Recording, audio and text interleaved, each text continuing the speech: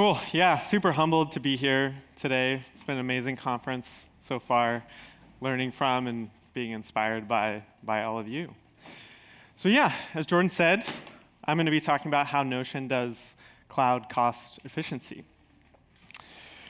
And it's a story about empowering a newbie, it's me, saving millions with a pretty low-touch program, and 3 lessons that we've learned along the way. It's a story with 3 chapters, a beginning, a middle, and an end. But first, a little bit about Notion. By the numbers, so far about 500 employees, still early stages. About half of those are engineers, technical backgrounds. And to support those engineers, we've got about 40 or so engineering leaders and managers across 6 global offices. I just got to visit some friends in our Hyderabad office, so come find me and ask me about my favorite foods I tried there. So Notion, what is Notion? Notion is on a mission to make tool making ubiquitous, and we're doing that by creating an all-in-one workspace for teams to create and share documents, manage projects, organize knowledge, all in one place. So a little bit more about tools. This is a way of thinking about tools at different layers of abstraction. So at the top, we have the highest layer of abstraction, which are Notion users building tools on top of Notion. They're building tools for themselves, for their teams, for their companies. And they need good primitives, good building blocks to create those tools. And that's what Notion engineers are building. Then underneath that, in order to deliver those primitives to users, we need a foundation in the cloud.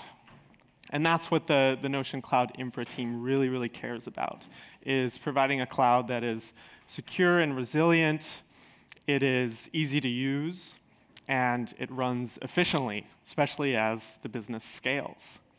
And that's the piece that we're going to be talking about today, is the efficiency part. So this is chapter 1. This is the beginning. And it's about booking our first win with cost efficiency, the big win, and building credibility towards a legitimate program. So flashback a little bit. It's summer of 2022. The weather is nice. We've got a passive eye, mostly, on cost. We haven't got to a point where we're really thinking actively about cloud cost efficiency. We've checked some boxes. We've landed an enterprise deal with AWS. We're mostly talking about AWS here, by the way. And we've reserved some capacity to get even deeper discounts where we can, but no one was really owning costs or responsible for cost efficiency. But there was this rough idea that we should start building a muscle for that early on, because there would be compounding benefits in the future. And by we, I really mean the head of engineering head of infrastructure at the time, also my manager when I joined, Willie, from his previous experience doing some of this stuff at Airbnb. So that was happening, and then the cloud infra team was formed. It was a team of 1 when I joined, and I was the first person on that team. Frankly, I didn't have much of a background in cloud infrastructure at this scale, cost efficiency, really none of the stuff that we're talking about. My background was more in startups. I was at a 5-person startup before I joined Notion. And before that, as Jordan mentioned, we were working on a lot of product engineering at Gusto. And I would touch infra when I could because it was like the funnest, most interesting thing to me. So that was going on in summer 2022. So here we get to our first of 3 lessons, which is oftentimes motivation can beat knowledge. Knowledge is sometimes something that can be acquired over time with sheer hours and effort, but motivation can be there or not. It's harder to ramp up on that. So I took a screenshot of the one-on-one doc for Willie and me. Remember, Willie was my manager at the time. And Willie says, I've positioned you for a lot of responsibility and exposure. The upside of this is that I think it will challenge you to grow very quickly. And so this is coming out of conversations that Willie and I had when I first joined about my goals, my interest in leadership, in taking on 0 to 1 problems that are pretty ambiguous. These were fun problems to me. And he saw that and paired it with this interesting challenge where we could actually start defining a program around cloud cost efficiency at Notion, and this would be the first thing I would work on. But it would come with some risk. Upside is a lot of growth, but a risk is it could be overwhelming without much experience and without the right support. So after Willie sort of gave me the green light to start working on cloud cost efficiency, there was this interesting opportunity that kind of fell into our lap and could be the thing that would cement our work here. Like if we could get this right and get this first win, we'd start building our credibility towards the program. So this is a very sad graph, expenses by vendor, mostly cloud vendors here, and you see Amazon Web Services just going to the moon in August.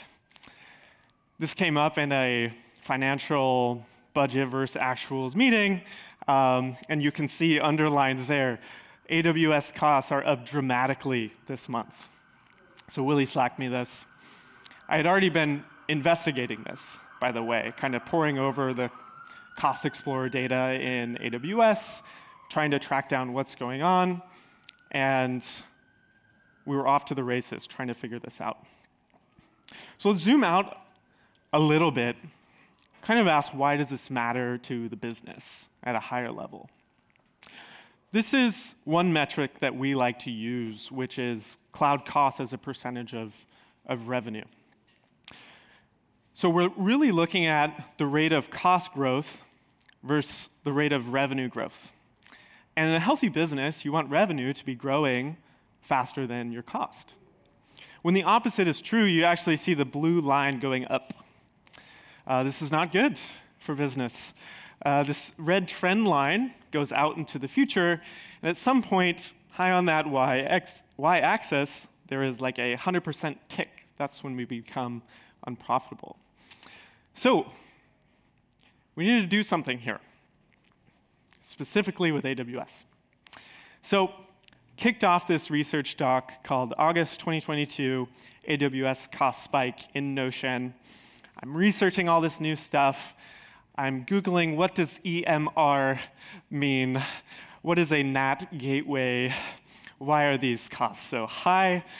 I'm looping in members of my team who I know have context on these pieces and getting good answers. But the point of this was really instrumental investigation, was it would help me build my expertise in cloud costs in AWS and connections with those teams that we'd need to work with. And if we could get it right, we'd show that now was the right time. So we found it out. It was an EMR, auto-scaling misconfiguration. We were running quite a lot of instances idle, maybe like 20x or something, and they were consuming a lot of bandwidth going out to the internet when it wasn't quite needed. And we rallied the troops, came together, we made a fix. Actually have some teammates here who helped to actually implement that fix, thanks XZ. And the blue line goes down. This is good for business. So the first win cements our credibility. Happier slope. The trend line flattens. This is healthier for business, but a one-time investment, a sort of reactive approach wouldn't be the right answer here. It's a step in the right direction, what we'd need to get more mature with the program. So towards building a program, we get to lesson number 2, and that's don't reinvent the wheel. We are not the first company to start thinking about being more efficient with costs. I'm sure this has come up. It's a lot of your companies too. And we realized we didn't have to start from scratch, especially with a newbie. So at this time, Willie introduces me to John Tai. So a little bit about John Tai. John Tai is a wonderful person. Willie and John Tai worked together at Airbnb for years, from the early stages up to about where Notion is right now and through the IPO. And John ran their cost efficiency program. So this was a really valuable relationship that we could get started here. And so John wanted to help us after he had left Airbnb. And John would eventually become a very important mentor for me and would fast track our credibility towards building a program. So we hired John as a consultant, and we were off to the races and building out the program more legitimately. So here's a screenshot of our home page, our sort of battleground in Notion, forging the path to better cost efficiency at Notion. We started with just a few sessions, me and John ramping up. I'm asking a lot of questions. John is noting specific things in AWS. We're reading team documents, trying to understand their plans for the future, really ramp up phase. But we realize a lot of teams have big footprints in cloud costs. And we would need to work with those teams and start building trust with them because we'd need them continuously to help us minimize those surprises like we did with EMR. We'd need to know their plans for the future. So we kicked off this listening tour with teams that have the biggest cost footprint. And probably unsurprisingly, those were teams like search, data platform, serving infrastructure, and a few other teams. And meanwhile, go back here. Right. Meanwhile, I'm continuing to build my expertise. I'm spending time outside of this, doing a lot of Amazon Web Service documentation reading, and really trying to ramp up. So all of this research and listening was really great. We started to build these relationships with other teams, but two things were top of mind for me and John towards building a legitimate program. And those were, we really needed to tighten up our reserved capacity strategy. This was the highest ROI thing we could do with our time. No engineering effort, huge discounts. And towards that end, we also needed to establish a recurring live meeting with teams and other stakeholders to minimize those surprises, keep a pulse on teams' plans, and inform that reserve capacity strategy. So we're at chapter 2 now. How do we actually build on this momentum and create a program? What does that program look like? Well, we needed to start with these questions. We need to clarify our goals. What are we trying to do? Who should be there? How often should we meet? What should we cover? And we need to really define what's worth doing, especially at this stage of the business. So on goals, we developed this theme, which is a reflection of the company's goals at the time, which is, and still to this day are the goals. We don't want to be in cost-cutting mode. We want to still be in growth mode, but we don't want to leave money on the table. So we come up with this theme that is focus on ROI. Like, what are those low-hanging fruits that we can take on now that are going to pay dividends into the future, and we can take those dollars that we're saving and reinvest them into the growth. So underneath that theme, we have 3 goals. One, again, is optimize discounted pricing with reserved capacity. 2 is catching issues early, like the EMR spike. And 3 is to identify worth it investments as they come along and to prioritize them or not. So a bit on team. Again, we wanted to keep things lightweight. We didn't want it to be one person's or multiple people 100% of their time. Just some responsibility from some people some of the time. So that looked like cloud infrastructure as the lead. That was me in the program. Finance someone from finance as a stakeholder who'd need to be informed on things happening in cloud costs and to be able to relay that to other leaders. And then 3 other teams that had the largest footprint in cloud costs. Those were data platform, search, and serving infrastructure. And cloud infrastructure was unique because it was able to speak sort of both languages. The language of like the finance goals of the business and the engineering speak, all things going on in AWS, all the changes that we need to translate to financial impact on the business. So this is just a screenshot, the real screenshot of our homepage in Notion. It's called the Biweekly Cost Efficiency Program homepage. And you can see all of our meetings that we've had. The purpose is right there, a little bit on logistics. One thing that was interesting here is we paid a lot of attention to the naming here. We were like, maybe we should try the cost savings program. But eventually we landed on cost efficiency because savings felt a little too much like we just care about cutting costs here. But again, this is on that sentiment of let's take on the low-hanging fruit now and build that muscle. So we landed on efficiency. So those 3 goals, again, in a little more detail. Optimizing reserved capacity.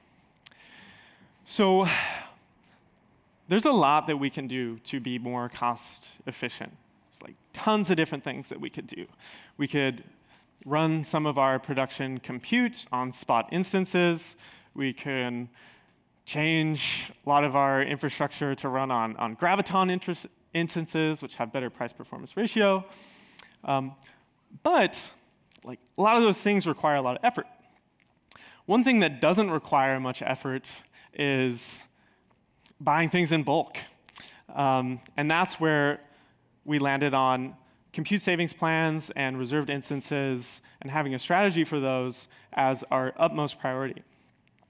So towards that, we researched those big spender team plans over the next 1 to 3 years, because those are the commitment terms, understood what is going to be the steady state of those plans and what's sort of experimental, improve our coverage for that steady state from around 50 to 60% coverage to near 100%.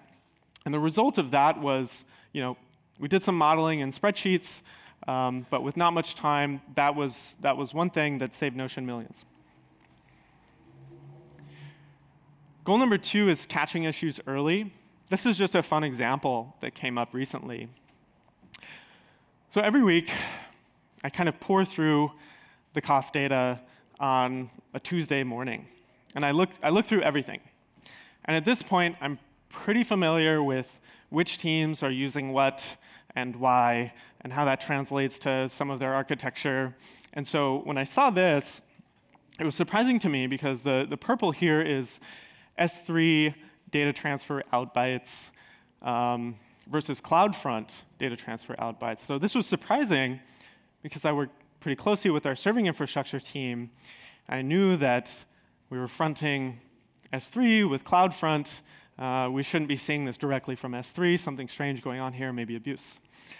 So looped in our serving infrastructure team and our trust engineering team, who triaged this, found it was abuse, and ultimately, after taking action, ended up reducing our AWS bill by 10% on S3 storage and bandwidth alone. So that's goals 1 and 2. Goals 3 is define what's worth it. We have this problem. We're in growth mode, but there's got to be some things that are actually worth doing on the cost saving side. How do you draw a line on what's worth it and what's not? So that's lesson 3. Define what's worth it. Here are little snippets from a guidance document that we shared at our company all hands and then through other various forms. This is on Notion. So it's how do we know if a cost savings effort is worth it? And to just illustrate with an example, we could work on X for 1 day and save Notion $10,000 a year. Or we could work on Y for one day and generate Notion $10,000 a year. We're going to choose Y in this case. We want to prioritize business revenue generating activities more than we want to do cost. But what if it's saving twice as much, or 5 times, or 10 times, or 20 times? There has to be some line here. So we did this exercise. We listed all of the things that we could be doing, the amount of engineering effort we thought it would take, and the annualized savings that we expected, stack ranked those, and kind of drew a cutoff. We called that 20x. And we use this as a tool in our meetings to make go and no-go decisions. So this is a shot of before and after. And the point here is to show what a biweekly program with some people's time and optimizing on ROI can have on a business metric perspective. So this is that same graph as before, where the trend line was going up and then middle, and now the trend line is going down. And you can see last summer here, that's when we had that big win. And then over time, the cost efficiency program is running and helping to drive this down. So today, we're trying to improve stuff. We want to work on better goals and better tools.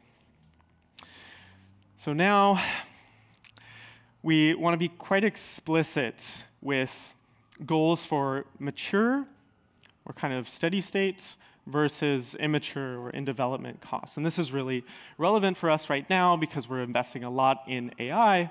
And we actually want to have stricter margin expectations for core server costs than we want to do with AI. And so we want to be more clear about this so it's easier to prioritize those decisions in our meetings together. We want better tooling, too. We don't just use AWS. Right now, it's a lot of people just poking around Cost Explorer, and we want a little bit more flexibility. We want to import all that data somewhere else, build learning, tooling on top of all of that, too. And then finally, now that we've captured a lot of that low-hanging fruit, we want to continue the momentum, but now some of the fruit is higher hanging. So for those fruits, we want to work on aligning cost goals with team goals. How can cost be a cherry on top of something that's strategically important for a team? So working on that too. So if there's anything I can leave you with today, it's those 3 learnings. To recap, oftentimes motivation beats knowledge. That was Willie entrusting me with the cost efficiency program and providing me the right support. And it worked out really well. 2 is don't reinvent the wheel. Like a lot of things, you're probably not the first one to think about it.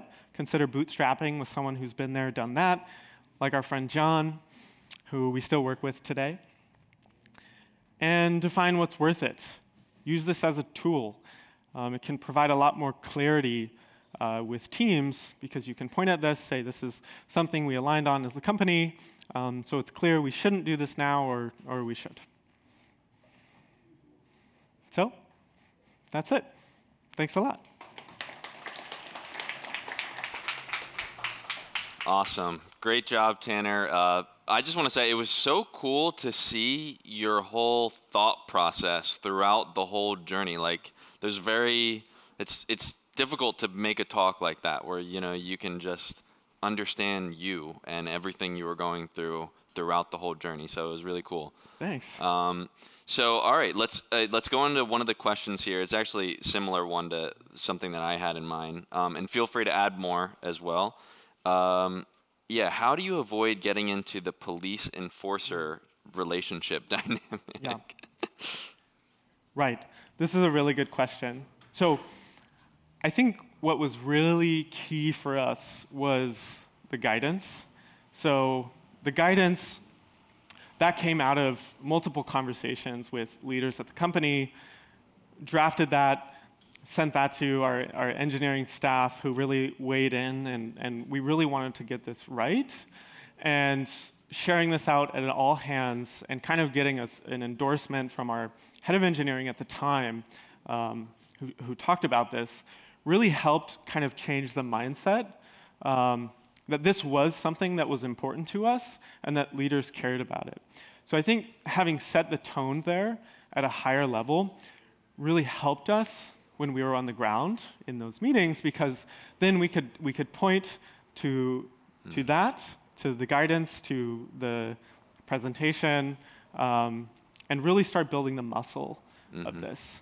So it eventually kind of crept its way into places like RFCs, something that we're still trying to work on too. But really, at the end of the day, the guidance was the thing that started to change the mindset and said, hey, we actually want to be conscious with how we spend our dollars. Let's make sure we're doing that responsibly. And then we can have a real conversation about, like, does it make sense now? Why not? Kind of document why not. Yeah, that makes a lot of sense. And this is kind of a hard lesson I feel like I've had to learn as well, like on a platform team, where you think that like the quick way to get something done is just like talk to the person, but you kind of need to, like, you just end up going through so many loops over and over again and kind of back and forth, where if you just put up like the upfront effort in kind of creating like artifacts, guidance, then you could just point to that. Nope, it's not me. It's the, it's right. This artifact that we agreed to, all that. And so it makes it a lot easier to do the influencing that you need. Right, 100%. Yeah. And being quantitative about it too really helped with engineers, because if we could say this takes this much effort, we expect this much return, and we get some sort of multiple, then we can just plug that into what we said was worth it or not. Yeah, exactly. Awesome. We have a ton coming in. Let's see here. Okay, this next one, I'm actually not familiar with this. Maybe you should. Do you know? You didn't mention anything about tagging. Are you doing any tagging to help? Do you know what? Yeah, I'm not familiar with the terminology. Whoever asked this, can you raise your hand so I can? Yeah, I'm gonna find you and see how you do tagging. This is a problem for us too. So I think what you're referencing is tagging in AWS, sort of resource tagging, so that you can slice and dice data based on team, project, service, whatever is really important for you. And the sad part about it is you can't tag retroactively. And so if we go back, a year or 2 years, then we really have no idea like who was using EC2 with this like huge spike in June of 2021. And so that's something that we've thought a lot about. We're trying to become more standardized in our infrastructure as code. We're trying to enforce tagging both at the Terraform level and in sort of an AWS policy level. But frankly, we have a lot to do, and people tag in different ways. So that's part of what I was mentioning about our goals for today is better tooling.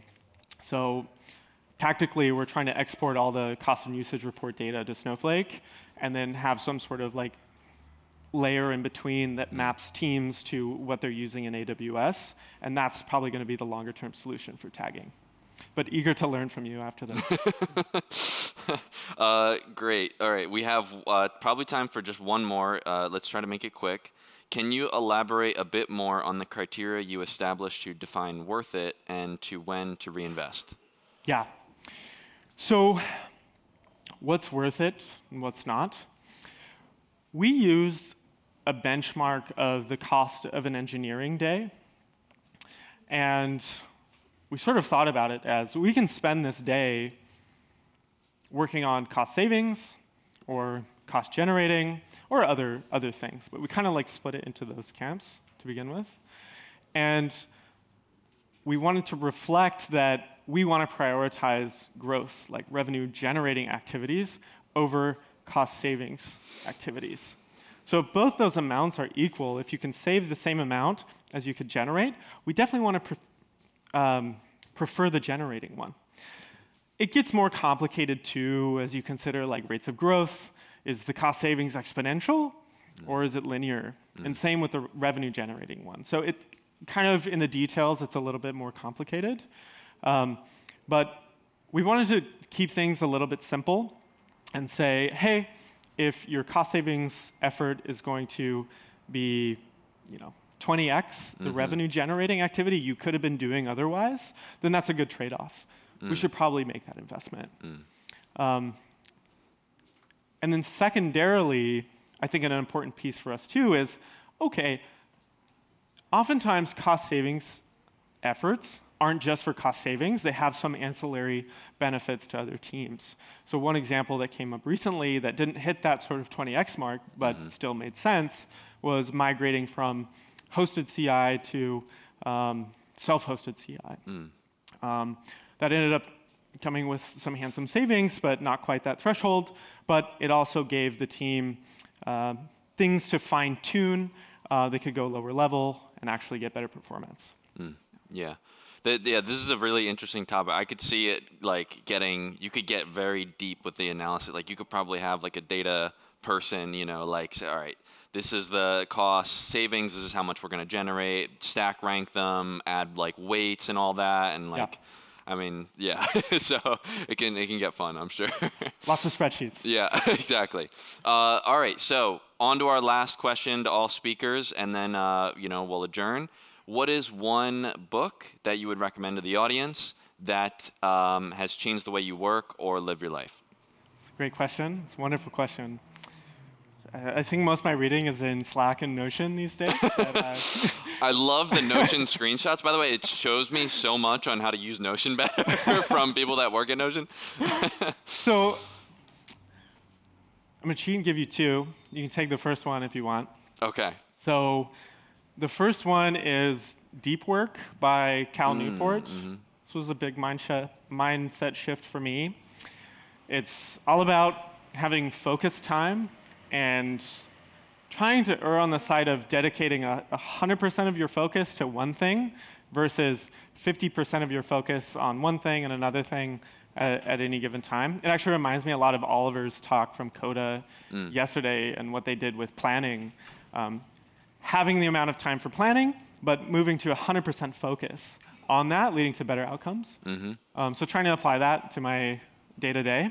And I'd actually pair that with a book I think a lot of you probably know, High Output Management, Andy Grove, which I think is a little bit on the other side. It's a lot about keeping a pulse with your team, staying dynamic, like having sort of busy schedules. And I think it's sort of like a healthy tension to have those both. I'm finding that now as a new manager, trying to find that balance of the right amount of touch points with my team, but also time for deep work and focus. Yeah, that makes a lot of sense. Love those two. I hadn't heard of the second one, but now I'm going to check it out. So Awesome. Yeah, and it's actually a great segue to the next talk is about management and productivity too. So Great. That works out. Well, thank you one more time for Tanner. Let's give it up for Tanner. Thanks, man. Thanks, Good Jordan. job. Thanks.